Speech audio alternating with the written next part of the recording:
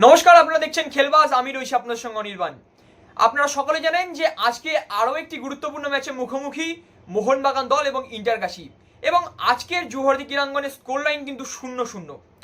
আজকের স্কোর লাইনটা যদি একটু অন্যরকম হতো তাহলে সেক্ষেত্রে মোহনবাগান দল লিগ শীর্ষে থাকতো, এবং লিগ শীর্ষে থাকাকালীন যদি ডার্বি ম্যাচে মোহনবাগান দল নামতো সেক্ষেত্রে কিছুটা বাড়তি সুবিধা পাওয়া যায় বলাই বাহুল্য। কিন্তু আজকের ম্যাচটি ড্র হওয়ায় ইস্টবেঙ্গল দল এবং মোহনবাগান দল তারা কিন্তু একই ম্যাচ খেলে একই পয়েন্ট সংখ্যায় দাঁড়িয়ে রয়েছে।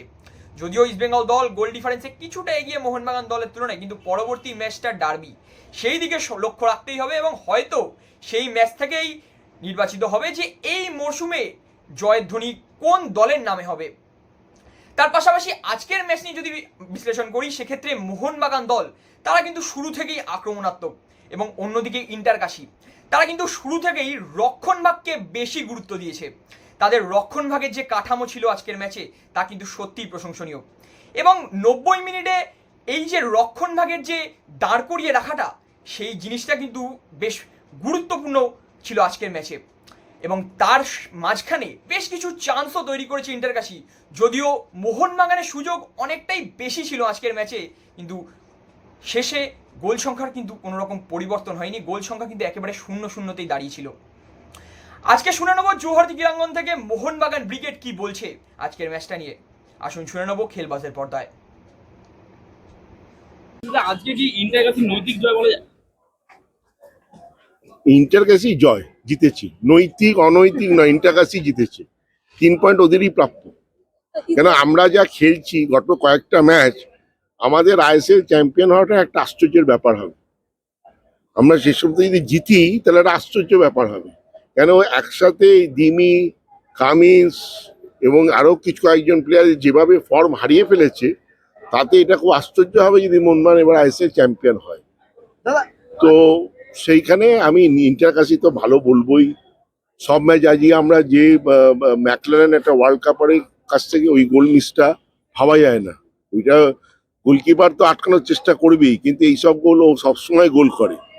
আগের দিন কামিন্স, আগের ম্যাচটায় কামিন্স যে মিস করলো, দুর্ভাগ্য। তো আমি দুর্ভাগ্য তো ডেফিনেটলি দুর্ভাগ্য, কিন্তু ভাগ্যটা কার হাতে? আমাদের একটা বলে রাশিতে 98% হচ্ছে আপনার কর্ম, আর 2% ভাগ্য। তবেই আপনার কর্মটাও তো ঠিক করে করতে হবে।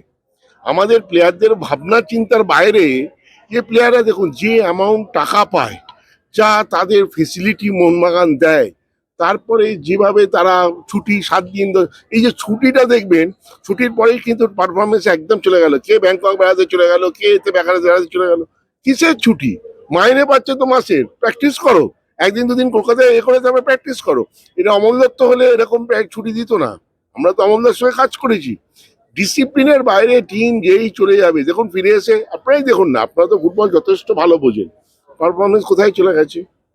দাদা, আজকে প্রথম ম্যাচে প্রথম একাদশের অনেক প্লেয়ারকে বাদ দিয়ে তৈরি করা সেটা আমি হয়েছে। কেন বুঝলাম না। না, সেটা কিছুটা ব্যাপার আছে। কিছু প্লেয়ারকে উনি বিশ্রাম দিতে চেয়েছিলেন, কারণ উনি ভেবেছিলেন হয়তো যে এই টিম দিয়ে ম্যাচ বার করে নেবো ইন্টারকাশি বলে, যেটা পরে নাবাতে হলো। উনি ম্যাকলারেনকে রেস্ট দিয়েছিলেন কেন, পরের ম্যাচ ডার্বি বলে। অনিরুদ্ধ থাপা, পুইয়াকে রেস্ট দিয়েছিলেন। ওদের হালকা চোটও ছিল, যে যাতে না সেই চোটটা বাড়ে, তার জন্যই উনি এতগুলো চেঞ্জ করেছিলেন। কিন্তু ঘটনাচক্রে দেখা গেল যারা খেললো তারা ম্যাচ বার করার ক্ষমতা রাখে না। দিমি আর কামিন সেই জায়গায় এখন আর নেই যে আইএসএল এ ম্যাচ বার করে দেবে। আর ইস্ট বেঙ্গলের অনেক সুবিধা হয়ে গেল এই ম্যাচটা ড্রয়ের জন্য। দেখুন, আমি কোনো ডেফিনেটলি ইস্টবেঙ্গল সুবিধা হয়ে গেল। ইস্টবেঙ্গল এবছর ফ্রন্ট রানার আমি বলবো আইএসএল চ্যাম্পিয়ন হওয়ার জন্য। ডেফিনেটলি ওদের সুবিধা হলো। তবে আমরাও সেদিন এসে হাফ প্যান্ট পরে আর গেঞ্জি পরে দাঁড়িয়ে থাকবো না, আমরা 90 মিনিট লড়াই করব। তবে একটা কি, কিছু কিছু ক্লাব আমি দেখেছি এই কদিন এই আইএসএলটাই দেখছি, একটা ফ্যাশন হয়ে গেছে রেফারিদেরকে বলা যে রেফারি ওই ক্লাব রেফারি সাপোর্ট পাচ্ছে, ওই ক্লাব রেফারি সাপোর্ট পাচ্ছে। কিন্তু আমি আজকে স্ট্যাটিস্টিক্স দেখছিলাম যে যে কটা খেলা হয়েছে, 12টা খেলা হয়েছে মনে হয়, 12টা খেলায় ওরা 9টা, কোনো ক্লাব 9টা পেনাল্টি পেয়েছে, আর সেখানে মোহনবাগান একটাও পাইনি। রেফারির যদি আমার সাপোর্ট থাকে তো এইসব ম্যাচ তুমি পেনাল্টি খুব বার করে নিয়ে ম্যাচ বার করে নেওয়া যায়, ঠিক না?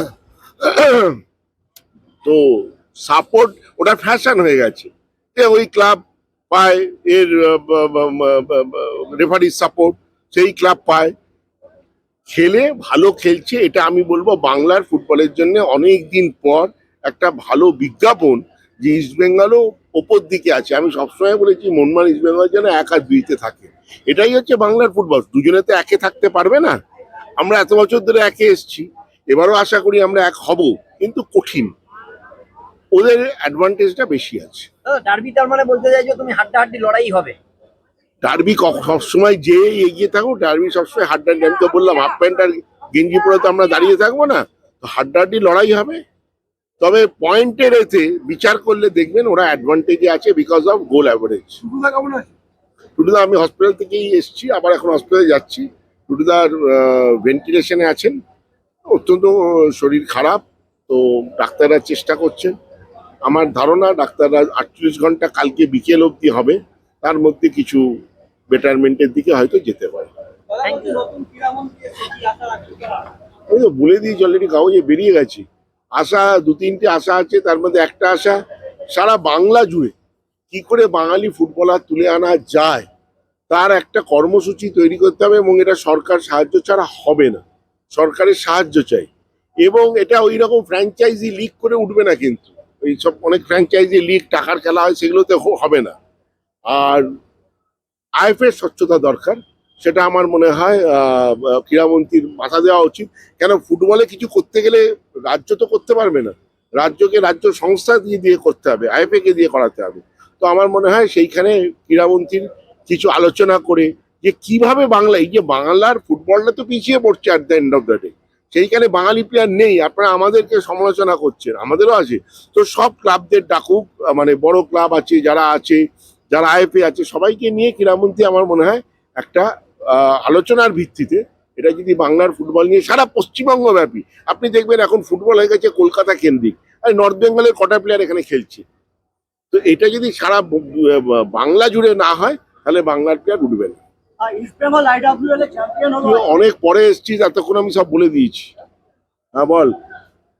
আপনাদের মহিলা ফুটবল টিম ব্যাপারটা সেটা ঠিক আছে, এটা নিয়ে আজকে এখন আইএসএল চলছে, আইএসএল নিয়ে মাথা খাবো।